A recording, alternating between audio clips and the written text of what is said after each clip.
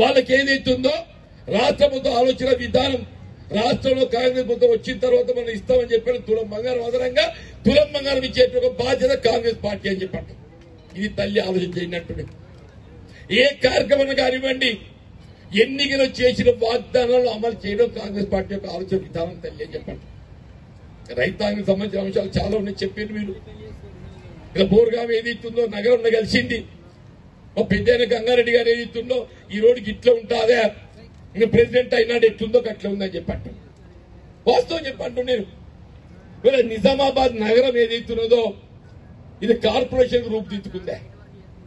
ఇది స్మార్ట్ సిటీకి ఎంపీ కావాలి. స్మార్ట్ సిటీగా ఒకసారి స్మార్ట్ సిటీకి ఎంపీగా అయినట్టయితే మీకు అటు కేంద్రంకి వెళ్ళి ఇటు రాష్ట్రానికి వెళ్ళి నిధులు వస్తాయి. వీళ్ళ నిజామాబాద్ నగరానికంటే తక్కువ వైశాల్యం, తక్కువ జనాభా, తక్కువ ఆదాయం ఉన్న కరీంనగర్ జిల్లా నగరం ఏదైతుందో స్మార్ట్ సిటీకి ఎంపికై నా నిజామాబాద్ ఎందుకు ఎంపీ కాలేదే? మా మిత్రుడు అరవింద్ గారిని అడగదలుచుకున్నా నేను. నువ్వు ఏదైతున్నదో కేంద్రంలో ఎన్డీఏ ప్రభుత్వం అధికారం ఉంది, భారతీయ జనతా పార్టీ. నువ్వు పార్లమెంట్ సభ్యుడివే. ఇది కేంద్ర పట్టణాభివృద్ధి శాఖ పరిధిలోని అంశం అని చెప్పండి. నిజామాబాద్ స్మార్ట్ సిటీకి ఎంపిక చేయించాల్సిన అవసరం ఉందా, ఆవశ్యకత లేదా అని చెప్పండి. ఒకసారి స్మార్ట్ సిటీకి ఎంపిక అయినట్టయితే ఇప్పుడే మా మిత్రుడు భూపేంద్ర గారు చెప్పారు, ఈ రోడ్డు విస్తరణ చేస్తా, డివైడర్ చేస్తా, స్ట్రీట్ లైట్ పెడతా అని చెప్పి. నేను చెప్తున్నా మీ అందరి సహకారంతో పార్లమెంట్ సభ్యుడికి ఎంపిక కావడంతో నేను నిజామాబాద్ నగరాన్ని స్మార్ట్ సిటీకి ఎంపిక చేయడం జరుగుతుంది. మీరు చెప్పిన వాగ్దానం నెరవేర్చదవుతుందని చెప్పంటున్నాను. అప్పుడు మాత్రమే కేంద్రానికి వెళ్లి రాష్ట్రానికి వెళ్లి మనకి వచ్చే అవకాశం ఉంటుంది. చేయగలిగే అవకాశం తల్లి అని చెప్పంటున్నాను. వీళ్ళ మహిళా డిగ్రీ కళాశాల తల్లి ప్రభుత్వ పరంగా ఆడబిడ్డలకు విద్యా సదుపాయం కావాలి. నేను దాకా తెలంగాణ ప్రభుత్వం అధికారం ఉంది టీఆర్ఎస్ పార్టీ. మా మిత్రుడు బాచిరెడ్డి గోవర్ధన్ ఆయన శాసనసభ్యుడికి ఉండేనే. మరి ఈ ప్రాంతంలో ఆడబిడ్డలు చదువుకోవడానికి ఏదైతుందో ప్రభుత్వ రంగ మహిళా డిగ్రీ కళాశాల లేదని ఆలోచన ఉండద్దే? సాంకేతిక విద్య ఇంజనీరింగ్ కళాశాల ఉండాలని ఆలోచన ఉండద్దు తల్లి? తెలంగాణ యూనివర్సిటీ ఆనాడు ఇదే డి శ్రీనివాస్ గారు శాసనసభ్యుడిగా 2004లో ఏదైతుందో ఆయన గెలవడంతోనే ఇక్కడ తెలంగాణ యూనివర్సిటీ ఏర్పాటు చేశారు. ఈరోజు నేను పేర్కొంటున్నా, నేను రేపు నేను గెలవడం నా అదృష్టం తల్లి. దీనికి కేంద్రానికి సంబంధం లేదు. ఇది మా భూపతి రెడ్డి గారి చేతిలో పని అని చెప్పండి. నేను గెలవడం నా అదృష్టం అన్నా, వాళ్ళ చేతిలో పని. నేను ముందు చెప్పిన స్మార్ట్ సిటీ కేంద్రం ఎంపిక చేయాలి. మీ ఉమెన్ డిగ్రీ కళాశాల మహిళా డిగ్రీ కళాశాల భూపతి రెడ్డి గారు ఏదైతున్నదో వారికి ముఖ్యమంత్రి గారితో సాన్నిహిత్యంతో మీ తెలంగాణ యూనివర్సిటీలో ఇంజనీరింగ్ కళాశాల వారికి ముఖ్యమంత్రితో ఉన్న సాన్నిహిత్యంతో ఏదైతుందో రేపు విద్యా సంవత్సరంలో ఆరంభం చేయడం జరుగుతుందని చెప్పని ఈ సందర్భం మనం చేస్తామని చెప్పండి. ఇది పనిచేయని సంకల్పం ఉండాలని చెప్పండి. పనిచేయని సంకల్పం ఎవరేం చేస్తాడే? ఇవాళ అరవింద్ గారు ఎంపీ గెలిచిండే. ఇవాళ ఏదైతుందో Armoor to Hyderabad railway line చేస్తే మన ఢిల్లీ లింక్ ఏర్పడుతుంది కదా ఉత్తర భారతదేశానికి. ఇది ఏదో బాధ ఎవరి మీద ఉంటుంది? ఎంపీ మీద ఉంటుంది. ఎవరి చేతి ఉంటుంది? పార్లమెంట్ సభ్యుడు. కేంద్ర ప్రభుత్వ పరిధిలో ఉందని చెప్పంటున్నా. మా సోదరుడు ఏదైతుందో మళ్ళొక్కసారి ఓటేయమని చెప్పంటున్నా. నేను అడుగుతున్నా అరవింద్ గారిని, నీకు ఓటే ఎందుకు వేయాలి? నువ్వు చెయ్యని పనులకి ఇన్ని చెప్తున్నాయి. నీ పసుబోర్డు పక్కన పెట్టిన ఆయన బాండ్ పేపర్ రాసి ఇచ్చినావు. చక్కెర కర్మాగారం పునఃప్రారంభం పక్కన పెట్టు. ఇలా చక్కెర కర్మాగారం పునఃప్రారంభం ఏదైతుందో రాష్ట్ర ప్రభుత్వ పరిధిలో గౌరవ ముఖ్యమంత్రి మనం పేర్కొన్నారు. బై సెప్టెంబర్ 17 నేను క్యాబినెట్ నిర్ణయం చేస్తా. 2025 డిసెంబర్ నాటికి ఏదైతుందో చక్కెర కర్మాగారం పునఃప్రారంభం క్రషింగ్ ఆరంభం జరుగుతుందని చెప్పాను. 2025 చివరి నాటికి ఏదైతుందో బోధన్ గాని మెట్పల్లి గాని సారంగాపూర్ అది ఏదైతే సహకార రంగంలో అది కూడా చెప్పండి. ఈ క్రషింగ్ ఆరంభం జరుగుతుందని చెప్పండి. దయచేసి ఆలోచించండి చెప్పంటాను. నీ వాగ్దానానికి చేయవలసిన పనులకి ఇన్ని చెప్పినా, స్మార్ట్ సిటీ చెప్పి, నేను రైల్వే లైన్ చెప్పినా, తిరుపతి పోవాలంటే ఎట్లా పోతే మనం ఇప్పుడు త్రేతాయుగంలో శ్రీరామచంద్ర ప్రభు మనకు ఆదర్శం పుట్టారు. నక్షత్రం మంచి చెప్పిన కదా. కలియుగంలో ఎవరన్నా వెంకటేశ్వర స్వామి, ఇలా వెంకటేశ్వర స్వామి దర్శించుకోవాలంటే ఏం చేయాలి? ఈడికెళ్ళి సికింద్రాబాద్ పోవాలి, సికింద్రాబాద్కి వెళ్ళి కాజీపేట పోయి ఆడికెళ్ళి నువ్వు తిరుపతి పోవాలి. కరీంనగర్ దాకా తిరుపతి రైలు వస్తుండే, కరీంనగర్ దాకా. ఆ రైలు ఏదైతే నిజామాబాద్ దాకా పొడిగిస్తే నిజామాబాద్ భక్తులు ప్రత్యక్షంగా డైరెక్ట్ గా పోవచ్చు, మోర్తాడోళ్ళు పోవచ్చు, ఆర్మూరోళ్ళు పోవచ్చు, కొరుట్లోళ్ళు పోవచ్చు, మెట్టిపల్లిలు పోవచ్చు, మరి జైతల్లో పోవచ్చు అని చెప్పి అంటున్నా. ఇది ఆర్టీసీ బస్ డిపో బస్ వేయించినట్ట.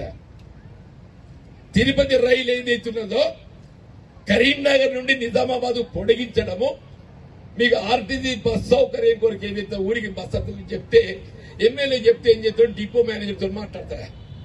మాట పలానా ఊరి బస్ అత్తలేదంటే డిఎం గారు ఒక బస్ ఏమని చెప్పారంటే, మంచి సార్ నేను ఏర్పాటు చేస్తా అని చెప్పారు, బస్ ఎత్తాను.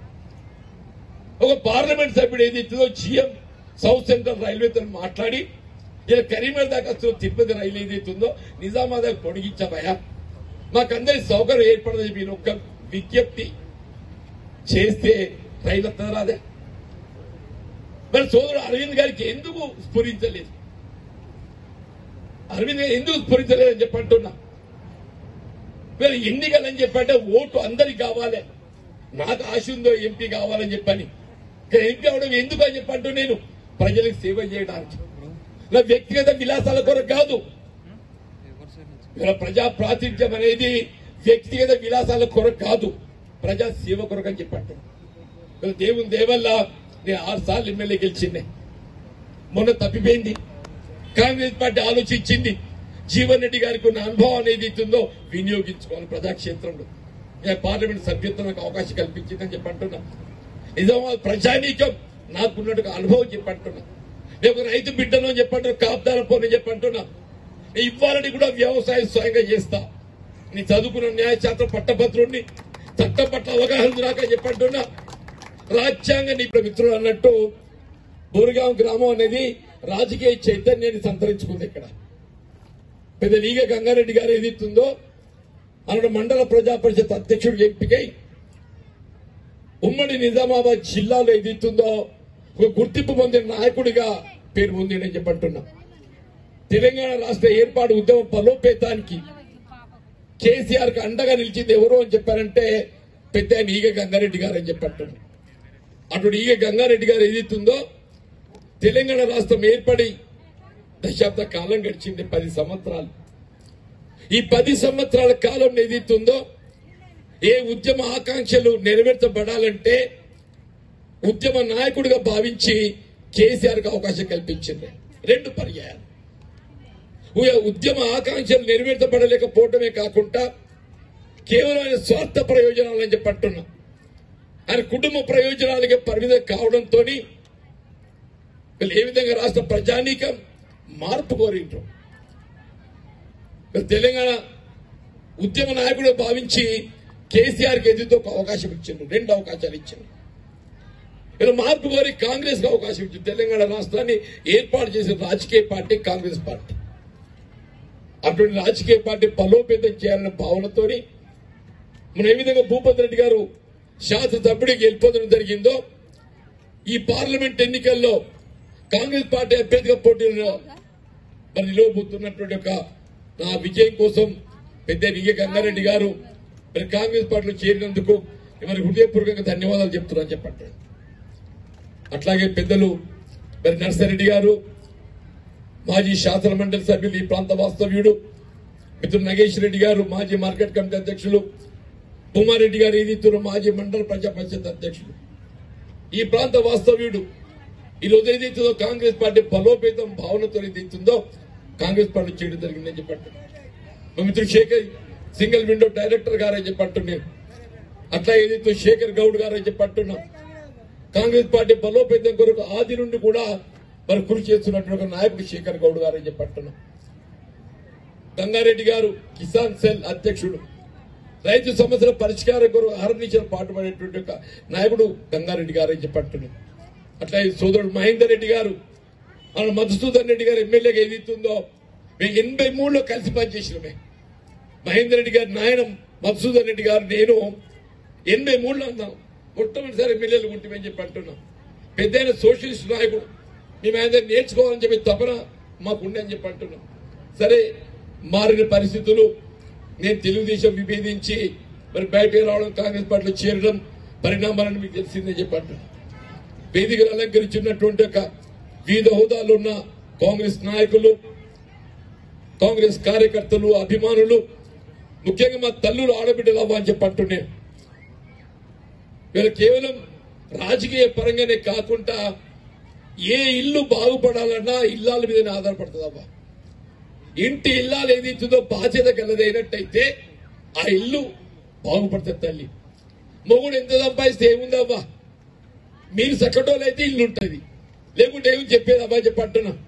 అందుకే కాంగ్రెస్ పార్టీ ఏదైతుందో ఈ రాష్ట్రం బాగుపడాలంటే మహిళలు, ఆడబిడ్డలు వారి యొక్క ఆత్మస్థైర్యం కల్పించాలి. వారి యొక్క ఆలోచనకు అనుగుణంగానే ప్రభుత్వం ముందుకు పోవాలని భావనతో ఏదైతుందో ప్రభుత్వం అమలు చేస్తారని పెట్టే కార్యక్రమాలన్నీ కూడా మిత్రుడు భూపేంద్ర గారు వివరించారు. ఇప్పుడే మీకు ఉచిత ప్రయాణ రవాణా సౌకర్యం దేశంలో ఎక్కడ లేదమ్మా. మీరు అనుకుంటుండొచ్చు ఇదేదో కాంగ్రెస్ అందరి మీద తిరుగుతున్నామని చెప్పని. కేవలం కాంగ్రెస్ పాలిత రాష్ట్రాలలో మాత్రమే ఈ ఉచిత ప్రయాణ రవాణా సౌకర్యం. మన ప్రత్యర్థి భాజపా ఉన్నది, అరవింద్ గారు మన ప్రత్యర్థి. మరి వాళ్ళ పాలనలో ఉన్న రాష్ట్రాలలో ఎక్కడైనా ఉచిత రవాణా సౌకర్యం ఉందా? నువ్వు ఎందుకు అమలు చేయలేకపోతున్నావు అని చెప్పి అంటున్నాను. మహిళలకు ఏది ఇస్తుందో గృహ అవసరాలకు వాడుకునే విద్యుత్తు 200 యూనిట్ల వరకు ఉచిత విద్యుత్ అని చెప్పండి. ఇలా భాజపా పాలిత రాష్ట్రాలలో ఎక్కడ ఉందా అని చెప్పి అంటున్నా. మీకెందుకు ఆలోచన లేదు అని చెప్పి అంటున్నాను. సిలిండర్ బుడ్డి తల్లి, ఇలా ప్రతి ఇల్లు వంట మనకి ఏదైతుందో మరి మొదలు పెట్టాలంటే ఇంకా వంట చెరుకుండే, వంట చెరుకుపోయి కిరోసిన్ వచ్చింది. కిరోసిన్ పోయి గ్యాస్ సిలిండర్ బుడ్డిలో వచ్చినాయమ్మా. కాంగ్రెస్ పార్టీ ఆడబిడ్డలకు అండగా ఉండాలని 400 రూపాయలకి సిలిండర్ బుడ్డి ఇచ్చిందమ్మా. నాకు గుర్తుంది తల్లి, 2004లో ఒకసారి కేంద్ర ప్రభుత్వం 50 రూపాయలు పెంచింది. ఆ పెంచిన 50 రూపాయల ఆర్థిక భారం మా ఆడబిడ్డలపై పడకూడదనే భావనతోని రాష్ట్రంలో ఆనాడు కాంగ్రెస్ ప్రభుత్వం వైఎస్ రాజశేఖర రెడ్డి గారు ఆ 50 రూపాయలు ఏదైతుందో పెంపు భారం రాష్ట్ర ప్రభుత్వం భరించిందని చెప్పంట. వీళ్ళ మళ్ళీ ఈ పెంపు భారం వీళ్ళ మీపై పడకూడదనే ఒక ఆలోచనతో కాంగ్రెస్ పార్టీ 500 రూపాయలకి సిలిండర్ పెట్టామా. వీళ్ళు అధికంగా చెల్లించే మొత్తం ఎంతున్నా గానీ తిరిగి చెల్లింపు చేయబడే విధంగా కార్యక్రమాలు చేస్తుందమ్మా. అదే చేస్తే ఆలోచించండి చెప్పంటున్నాను. ఇల్లు లేని నిరుపేదలు ఇక్కడ ఉన్న దాంట్లో నేను కూడా చాలా మందికి ఇల్లు తెలంగాణ అందరూ ఆశపడ్డారు. ఎందుకంటే ఇంద్రమ్మ తల్లి ఇల్లు కట్టించింది, మరి తెలంగాణ ఇంకా డబుల్ బెడ్రూమ్ ఇల్లు కట్టిస్తాడు అని అందరూ ఆశపడ్డారబ్బా. కానీ ఏమైంది తల్లి, 10 ఏళ్ళు గడిచిందబ్బా, ఇల్లు కట్టించినారబ్బా. కానీ ఇవాళ చెప్తున్నావా, దేవుని దేవల రాష్ట్రంలో కాంగ్రెస్ ప్రభుత్వం వచ్చింది, మీ ఎమ్మెల్యేగా భూపతి రెడ్డి గెలిచిండు. ఇల్లు లేనోళ్ళు ఎవరన్నా కానీ అబ్బా చెప్పంటు నేను మీకందరికి ఇల్లు మంజూరు ఇప్పించి కట్టే బాధ్యత మా సోదరుడు భూపతి రెడ్డి అని చెప్పంటు. ఇక ముఖ్యమంత్రి గారు బాధ్యత ఆయన మీద పెట్టిండు. సంవత్సరానికి 3500 ఇండ్లు. 5 సంవత్సరాల కాలంలో రాష్ట్రంలో 20 లక్షల ఇండ్లు నిర్మాణం చేయడం కాంగ్రెస్ పార్టీ ఆలోచన తల్లి. మళ్ళా 5 ఏళ్లకు ఎమ్మెల్యే ఓటుగా చేపడికి ఏదైతుందో రాష్ట్రంలో ఇల్లు లేని కుటుంబం ఉండొద్దు అనే ఆలోచనతో ఏదైతుందో ఒక నిర్మాణాత్మకంగా కార్యాచరణ రూపొందించుకునేది ముందుకు పొంది కాంగ్రెస్ పార్టీకి. మీరు రాజకీయాలకు అతీతంగా తల్లి మా కోటేసి అదృష్టం. తప్పు ఎవరైనా ఏనాడు ఉంటారు అనుకో, వాళ్ళు నిజంగా ఇల్లు లేక గుడిసెలు ఉంటే వాళ్ళకు కూడా ఇల్లు మంజూరు ఇప్పిస్తాడు. అంటే కాంగ్రెస్ పార్టీ అమలు చేసి తలబెట్టే కార్యక్రమం ఏదైనా కానీ మేము రాజకీయాలకు అతీతంగా ఆలోచన చేస్తాం తల్లి. అందుకని చెప్పంటున్నాను, వీళ్ళ ప్రభుత్వం అమలు చేసి తలబెట్టే ఏ కార్యక్రమం అయినా కానివ్వండి చెప్పంటున్నాం. వీళ్ళ వ్యవసాయ కూలీలు ఉన్నారు, రైతాంగం ఇదంతా పట్టణంలో కలిసిపోయింది. వారు నిజామాబాద్ లో ఇక్కడ వ్యవసాయం చేసిన వాళ్ళు తక్కువైపోయినారు, ఇతరత్ర కూలీ నాలు చేసుకుంటూ ఎక్కువైపోయారు. వాస్తవం చెప్పాలంటే ఆడవాళ్ళు ఏం చేస్తారు, వ్యవసాయ కూలీ కంటే ఎక్కువ ఇంటి పట్టణంలో బీడీలు చేస్తారమ్మా. చేస్తారా చేరవా బీడీలు? మీరు మరి బీడీలు చేసిన ప్రభుత్వం సాయం చేయాలని చేయొద్దా? ఇవాళ ఏదైతుందో తెలంగాణ రాష్ట్రం ఏర్పడ్డ తదుపరి ఒక మంచి పని చేసిందమ్మా. బీడీ చేసిన వాళ్ళకు పెన్షన్ ఇస్తా అని చెప్పారు. మంచిదే అది. కానీ ఏం చేసి అలా కొండి 2014 కంటే ముందు ప్రావిడెంట్ ఫండ్ చెల్లించిన వాళ్ళకి మాత్రమే పెన్షన్. 2014 తర్వాత ప్రావిడెంట్ ఫండ్ చెల్లించిన వాళ్ళకి పెన్షన్ లేదు. దాని ఏమైపోయింది, సగం మందికి వస్తుంది, సగం మందికి వస్తలేదు. కానీ కాంగ్రెస్ అట్లా కాదవ్వా. బీడీ చేసే ఆడబిడ్డ ఎవరన్నా కానీ అవ్వా, వాళ్ళు ప్రావిడెంట్ ఫండ్ ఎప్పుడు చెల్లించినా మీకు ప్రభుత్వం అమలు చేస్తున్న 2000 పెన్షన్ తోడు ఇంకా 2000 జత చేసి 4000 పెన్షన్ ఇప్పించే బాధ్యత కాంగ్రెస్ పార్టీ అని చెప్పండి. ఆలోచన విధానం. 1000 బీడీలు చేస్తే ఎంత వస్తున్నాయేమో మనకు 230 రూపాయలు. 1000 చేస్తే 1000 చేసిన సాధ్యం కాదు. పొద్దునైతే పిల్లలను తయారు చేయాలి, వాళ్ళు బడికి తోలాలి, టిఫిన్ చేయాలి, అంతా 500-600 చేస్తారమ్మా. ఈ 230 ఏదైతుందో ఇవాళ కనీస వేతన చట్టం ఉందమ్మా. ఒకటి కనీస వేతన చట్టం, మినిమం వేజ్ యాక్ట్ ఒకటి ఉంది. 230 జాగలు ఏదైతే బీడీలు చేసే ఆడబిడ్డలకు 1000 బీడీలకు 300 రూపాయలు ఇప్పించే విధంగా కార్యక్రమాలు చేయబోతున్నాం చెప్పండి. 230 ఉంది కదా, రేపు మీరు 1000 బీడీలు చేస్తే 300, 500 చేస్తే 150. గతానికి ఇప్పటికి పెరిగినట్టే కదా తల్లి. ఇది కాంగ్రెస్ పార్టీ ఆలోచన విధానం అని చెప్పండి. దయచేసి ఆలోచించండి అబ్బా చెప్పంటాడు. మనం ఇంకో మాట చెప్పినామవ్వా, ఇలా పెళ్లిళ్ళు చేసుకునే ఆడపిల్లలు ఉన్నారవ్వ, కళ్యాణ్ లక్ష్మి, షాదీ ముబారక్ 1,16,000 ఇచ్చిందో పోయిన ప్రభుత్వం. కానీ ఏమైతుంది, అది కేవలం ఏదైతుందో పెళ్లి ఖర్చులకే పోతున్నది. బాజా భజంత్రిలు అనుకో, తిండి ఖర్చు అనుకో, టెంటు షామ్యాన్ అన్నిటి పోతున్నాయి కదా. మరి బాబు పెళ్లి కూతురు మెడలు ఏమైనా పిసరంత బంగారం ఉండద్దమ్మా. కాంగ్రెస్ పార్టీ ఆలోచన చేసింది, నువ్వు పెళ్లి ఖర్చులకు ఏదైతుందో తల్లిదండ్రికి ఎంత నెయ్యు, కానీ ఆ నవవధువు పెళ్లి కూతురు మెడలో ఏదైతుందో తులం బంగారం పెట్టాలని ఆలోచన చేసింది. తులం బంగారం అని చెప్పంటారు. అందరు చూస్తున్నారు మా తులం బంగారం ఏమాయని చెప్పారు. ఇవాళ అమలు చేసే కళ్యాణ్ లక్ష్మి, షాదీ ముబారక్ కేసీఆర్ చేసిన బకాయి చెల్లింపు చేస్తుంది. మనం 7 డిసెంబర్ తర్వాత 7 డిసెంబర్ కు రాష్ట్రంలో కాంగ్రెస్ మొత్తం అధికారానికి వచ్చిందమ్మా. 7 డిసెంబర్ తర్వాత తెలంగాణ రాష్ట్రంలో జరిగిన కళ్యాణాలు, పెళ్లిలకు 1,16,000కు అదనంగా తులం బంగారం ఇచ్చారు. ఒక బాధ్యత కాంగ్రెస్ పార్టీ మన నిజామాబాద్ సంబంధించి ఏదైతుందో మా సోదరుడు భూపతి రెడ్డి అని చెప్పారు.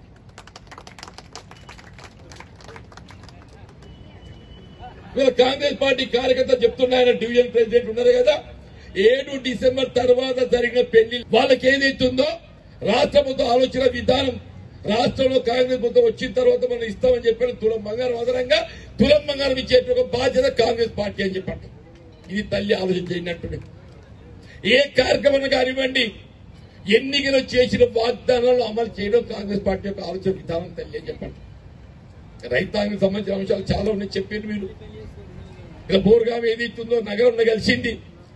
మా పెద్ద గంగారెడ్డి గారు ఏదైతుందో ఈ రోడ్డుకి ఇట్లా ఉంటుందా, ఇంకా ప్రెసిడెంట్ అయినాడు ఎట్లుందో అట్లా ఉందని చెప్పండి. వాస్తవం చెప్పంటు నేను. ఇలా నిజామాబాద్ నగరం ఏదైతున్నదో ఇది కార్పొరేషన్ రూపుదిద్దుకుందా. ఇది స్మార్ట్ సిటీకి ఎంపీ కావాలి. స్మార్ట్ సిటీగా ఒకసారి స్మార్ట్ సిటీకి ఎంపీగా అయినట్టయితే మీకు అటు కేంద్రంకి వెళ్ళి ఇటు రాష్ట్రానికి వెళ్ళి నిధులు వస్తాయి. వీళ్ళ నిజామాబాద్ నగరానికంటే తక్కువ వైశాల్యం, తక్కువ జనాభా, తక్కువ ఆదాయం ఉన్న కరీంనగర్ జిల్లా నగరం ఏదైతుందో స్మార్ట్ సిటీకి ఎంపికై. నా నిజామాబాద్ ఎందుకు ఎంపీ కాలేదే? మా మిత్రుడు అరవింద్ గారిని అడగదలుచుకున్నా నేను. నువ్వు ఏదైతున్నదో కేంద్రంలో ఎన్డీఏ ప్రభుత్వం అధికారం ఉంది, భారతీయ జనతా పార్టీ, నువ్వు పార్లమెంట్ సభ్యుడివే. ఇది కేంద్ర పట్టణాభివృద్ధి శాఖ పరిధిలోని అంశం అని చెప్పండి. నిజామాబాద్ స్మార్ట్ సిటీకి ఎంపిక చేయించాల్సిన అవసరం ఉందా, ఆవశ్యకత లేదా అని చెప్పండి. ఒకసారి స్మార్ట్ సిటీకి ఎంపిక అయినట్టయితే ఇప్పుడే మా మిత్రుడు భూపతి రెడ్డి గారు చెప్పిండ్రు, ఈ రోడ్డు విస్తరణ చేస్తా, డివైడర్ చేస్తా, స్ట్రీట్ లైట్ పెడతా అని చెప్పి. నేను చెప్తున్నా, మీ అందరి సహకారంతో పార్లమెంట్ సభ్యుడికి ఎంపిక కావడంతో నీ నిజామాబాద్ నగరాన్ని స్మార్ట్ సిటీకి ఎంపిక చేయడం జరుగుతుంది. మీరు చెప్పిన వాగ్దానం నెరవేర్చదవుతుందని చెప్పంటున్నాను. అప్పుడు మాత్రమే కేంద్రానికి వెళ్లి రాష్ట్రానికి వెళ్లి మనకి వచ్చే అవకాశం ఉంటుంది, చేయగలిగే అవకాశం తల్లి అని చెప్పంటున్నాను. వీళ్ళ మహిళా డిగ్రీ కళాశాల తల్లి ప్రభుత్వ పరంగా ఆడబిడ్డలకు విద్యా సదుపాయం కావాలి. నిన్నటి దాకా తెలంగాణ ప్రభుత్వం అధికారం ఉంది టీఆర్ఎస్ పార్టీ. మా మిత్రుడు బాచిరెడ్డి గోవర్ధన్ ఆయన శాసనసభ్యుడికి ఉండేనే. మరి ఈ ప్రాంతంలో ఆడపిల్లలు చదువుకోవడానికి ఏదైతుందో ప్రభుత్వ రంగ మహిళా డిగ్రీ కళాశాల లేదని ఆలోచన ఉండద్దే. సాంకేతిక విద్య ఇంజనీరింగ్ కళాశాల ఉండాలని ఆలోచన ఉండద్దు తల్లి. తెలంగాణ యూనివర్సిటీ ఆనాడు ఇదే డి శ్రీనివాస్ గారు శాసనసభ్యుడిగా 2004లో ఏదైతుందో ఆయన గెలవడంతోనే ఇక్కడ తెలంగాణ యూనివర్సిటీ ఏర్పాటు చేశారు. ఈరోజు నేను పేర్కొంటున్నా, నేను రేపు నేను గెలవడం నా అదృష్టం తల్లి. దీనికి కేంద్రానికి సంబంధం లేదు. ఇది మా భూపతి రెడ్డి గారి చేతిలో పని అని చెప్పండి.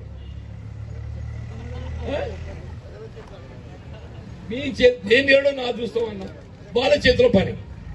నేను ముందు చెప్పిన స్మార్ట్ సిటీ కేంద్రం ఎంపిక చేయాలి. మీ ఉమెన్ డిగ్రీ కళాశాల మహిళా డిగ్రీ కళాశాల భూపతి రెడ్డి గారు ఏదైతున్నదో వారికి ముఖ్యమంత్రి గారితో సాన్నిహిత్యంతో మీ తెలంగాణ యూనివర్సిటీలో ఇంజనీరింగ్ కళాశాల వారికి ముఖ్యమంత్రితో ఉన్న సాన్నిహిత్యంతో ఏదైతుందో రేపు విద్యా సంవత్సరంలో ఆరంభం చేయడం జరుగుతుందని చెప్పని ఈ సందర్భం మనం చేస్తామని చెప్పండి. ఇది పనిచేయాలని సంకల్పం ఉండాలని చెప్పండి. పనిచేయాలని సంకల్పం ఎవరేం చెప్తాడే. ఇవాళ అరవింద్ గారు ఎంపీ గెలిచిండే. ఇవాళ ఏదైతుందో Armoor to Hyderabad railway line చేస్తే మన ఢిల్లీ లింక్ ఏర్పడుతుంది కదా ఉత్తర భారతదేశానికి.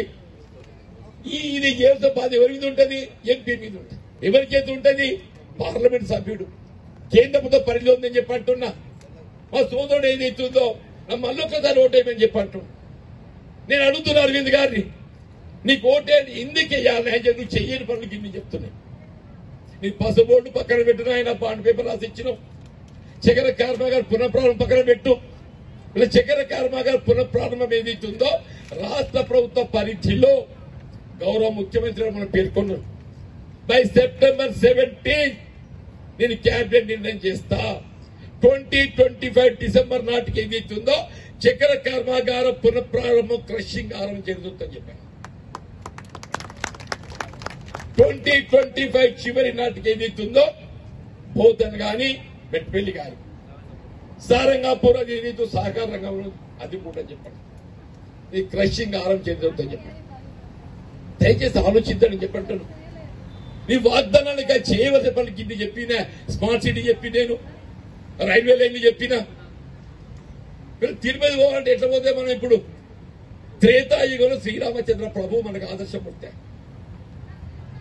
నక్షత్రం మంచిదని చెప్పింది కదా. కలియుగంలో ఎవరన్నా వెంకటేశ్వర స్వామి. ఇలా వెంకటేశ్వర స్వామి దర్శించుకోవాలంటే ఏం చేయాలి? ఈడికెళ్ళి సికింద్రాబాద్ పోవాలి.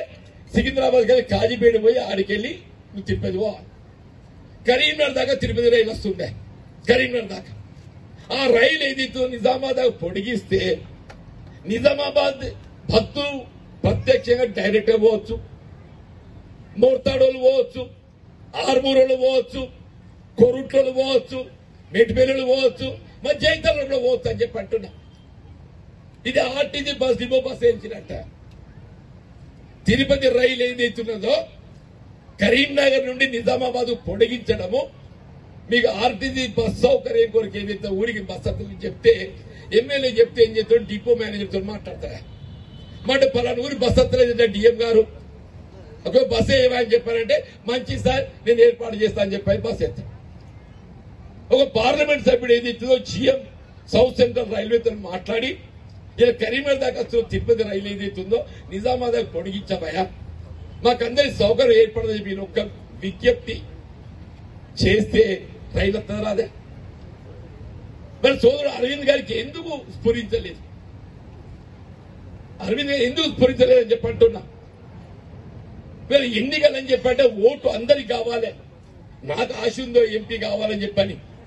ఎంపీ అవడం ఎందుకు అని చెప్పంటూ నేను ప్రజలకు సేవ చేయడానికి, నా వ్యక్తిగత విలాసాల కొరకు కాదు. ఇలా ప్రజా ప్రాతినిధ్యం అనేది వ్యక్తిగత విలాసాల కొరకు కాదు, ప్రజా సేవ కొరకు అని చెప్పంటు. దేవుని దేవల్ల నేను 6 సార్లు ఎమ్మెల్యే గెలిచింది. మొన్న తప్పిపోయింది. కాంగ్రెస్ పార్టీ ఆలోచించింది జీవన్ రెడ్డి గారికి ఉన్న అనుభవం అనేది ఇస్తుందో వినియోగించుకోవాలి ప్రజాక్షేత్రంలో. పార్లమెంట్ సభ్యత్వం నాకు అవకాశం కల్పించిందని చెప్పంటున్నా. నిజామాబాద్ ప్రజానీకం నాకున్నట్టు అనుభవం చెప్పంటున్నా. నేను ఒక రైతు బిడ్డను అని చెప్పంటున్నా, కాపుదార పోని చెప్పంటున్నా. ఇవ్వాలని కూడా వ్యవసాయం స్వయంగా చేస్తా. నీ చదువుకున్న న్యాయశాస్త్ర పట్టభద్రుడిని చట్టం పట్ల అవగాహన రాక చెప్పంటున్నా. రాజ్యాంగాన్ని ప్రజానీకాన్ని కల్పించే హక్కులు ఏదైతుందో కల్పించే చేయడం నా బాధ్యత అని చెప్పండి. రేపు మీ దయతో ఏదైతుందో పార్లమెంట్ గెలవడం, ఈ ప్రాంత సమస్యలను ప్రతిబింబింప చేసే విధంగా పార్లమెంట్ లో నా గళాన్ని వినిపించి నిజామాబాద్ నియోజకవర్గాన్ని తెలంగాణ రాష్ట్రమే కాదు యావత్ భారతదేశంలో నిలబెట్టే విధంగా ప్రయత్నం చేస్తాం. దయచేసి నాకు అవకాశం కల్పించండి. మన రోడ్ల విస్తరణ చెప్పంటున్నా. నిజామాబాద్ రూరల్ నాగరి భూపతి గారితో చర్చిస్తుంటే వారు ఏమన్నారు, మా నిజామాబాద్ రూరల్ నియోజకవర్గం అంతా నిజామాబాద్ నగరం చుట్టూ విస్తరించున్నదే, దీనికి ఏం కావాలి, ఒక రింగ్ రోడ్ కావాలి. నిజామాబాద్ నగరానికి చుట్టూ ఒక రింగ్ రోడ్ కావాలి. ఒక రింగ్ రోడ్ గట్టి ఏర్పాటు చేయగలిగినట్టయితే మొత్తం నగరానికి వచ్చే ప్రయాణికులకు, పోయే ప్రయాణికులకు, ప్రత్యేకించి నిజామాబాద్ గ్రామీణ నియోజకవర్గానికి సౌకర్యం ఏర్పడుతుంది. ఈ మాట ఎందుకు చెప్తున్నానంటే 2008లో ఇక్కడ డి శ్రీనివాస్ ఎమ్మెల్యే ఉండాలి. నేను ఆర్ఎండ్బి శాఖ మంత్రిని. నా దగ్గర మిత్రుడు శ్రీనివాస్ గారు. వీళ్ళ మా నిజామాబాద్ పట్టణం ఏదైతే పెరుగుతున్న వాహన రద్దీ, మా బైపాస్ రోడ్డు కావాలని చెప్పని నా దృష్టి పట్టుకొస్తే ఇదే మాధవ్ నగర్కి వెళ్లి బోధన పోయే రోడ్డుకి ఏదైతుందో 50 కోట్లు ఆనాడు మంజూరు చేసి 50 కోట్లు అని చెప్పి అంటున్నారు. అందరూ అంటారు కావచ్చు జీవన్ రెడ్డి నిజామాబాద్కి ఏం చేసిందని. మొన్న గుమిరియాలు చెప్పినా నిన్న ఎరగట్ల వేనని. ఎరగట్ల ఏదైతుందో గోదావరి నది మీద నా మొట్టమొదటి సంతకం ఏదైతుందో గుమిరియాలో బ్రిడ్జ్ అని చెప్పి అంటారు. అలా సురేష్ రెడ్డి గారు స్పీకర్ ఉండి నాకు చెప్పిండు, అన్న నాకు ఈ బ్రిడ్జ్ కావాలని చెప్పారు. నా మొట్టమొదటి సంతకం గుమిరియాల బ్రిడ్జ్ అని చెప్పారు. డి శ్రీనివాస్ గారు కూడా సాన్నిధ్యంతో ఏదైతుందో ఇదే నిజామాబాద్ పట్టణానికి సంబంధించి పెరుగుతున్న వాహన రద్దీ దృష్టి ఏదైతుందో మరి 50 కోట్ల మంజూరు చేపించిన అది వాళ్ళ వినియోగంలోకి వచ్చిందని చెప్పండి. రేపు చెప్తున్న మీ దయతోని నేను పార్లమెంట్ సభ్యుడికి ఎంపీ కావడం, నిజామాబాద్ నగరానికి ఏదైతుందో ఏ విధంగా హైదరాబాద్ నగరానికి ఔటర్ రింగ్ రోడ్ ఉందో నిజామాబాద్ నగరానికి కూడా ఔటర్ రింగ్ రోడ్ ఏర్పాటు చేయడం నా బాధ్యత. పనిచేసేవాడికి, ఆలోచించేవాడికి ఇవన్నీ ఆలోచనలు రావాలి. ఏం చేస్తే మన ప్రజా సౌకర్యం ఏర్పాటు చేస్తాం. ఆలోచన లేకుంటే ఏం చేయలేవు చెప్పట్టు. నేను నిజామాబాద్ నగరంలో ఏదైతుందో గతంలో ఆయిల్ డిపో ఉండేది, పెట్రోల్ డీజిల్ స్టాక్ పాయింట్ ఉండే. మీకు తెలియదు, పొలాలకి పెట్రోల్ మా ఇంకోటి తెలియాలి గంగారెడ్డి అన్నకి. ఆ స్టాక్ పాయింట్ తదుపరి కావాలని ఎత్తేసిందే. మళ్ళీ ఇట్ ఇస్ నాట్ రీలొకేటెడ్. అదే పెట్రోల్ డీజిల్ స్టాక్ పాయింట్ గా నిజామాబాద్ మళ్ళీ తిరిగి రీలొకేట్ చేస్తే మన పెట్రోల్ డీజిల్ ₹1 తక్కువ కట్టది. పెట్రోల్ ట్యాంక్ రేటుకి వెళ్ళొస్తున్నానికి ఇప్పుడు మంచిర్యాలకి వెళ్ళి రామగుండంకి వెళ్ళొస్తుంది. అదే నిజామాబాద్ వ్యాగన్ల ద్వారా వచ్చినట్టయితే ఇక్కడ స్టాక్ పాయింట్ ఉంటే స్థానికంగా ఏదైతుందో పెట్రోల్ డీజిల్ ₹1 తక్కువ కట్టదు. ఈ పని ఎవరు చేయగలుగుతారు? పార్లమెంట్ సభ్యుడు చేయగలుగుతాడు. మా సోదరుడు అరవింద్ ఆలోచన ఉండద్దే. 5 ఏళ్లు గడిచిందే, కనీసం నీ మెదడు తట్టిందా అని చెప్పంటున్నాను. నేను తప్పకుండా చెప్పండి, ఇటువంటి చేయాల్సినటువంటి అవకాశాలు ఈ ప్రాంతం చాలా ఉన్నాయని చెప్పంటున్నాను. అన్నింటి మీద దృష్టి కేంద్రీకరిస్తా. నేను ఏదైతే నిజామాబాద్ పట్టణ పార్లమెంట్ సభ్యుడిగా నేను గుర్తింపు పొందే విధంగా ఏదైతుందో ఈ ప్రాంతానికి సేవ చేసే అవకాశం నాకు కల్పించాలని సవినయంగా కోరుతూ సెలవు తీసుకుంటూ జై హింద్, జై కాంగ్రెస్. మరిన్ని వీడియోస్ కోసం ఛానల్ ని సబ్స్క్రైబ్ చేయండి. లేటెస్ట్ అప్డేట్స్ కోసం వాట్సాప్ ఛానల్ ని ఫాలో చేయండి. అండ్ లింక్ డిస్క్రిప్షన్ లో ఉంది.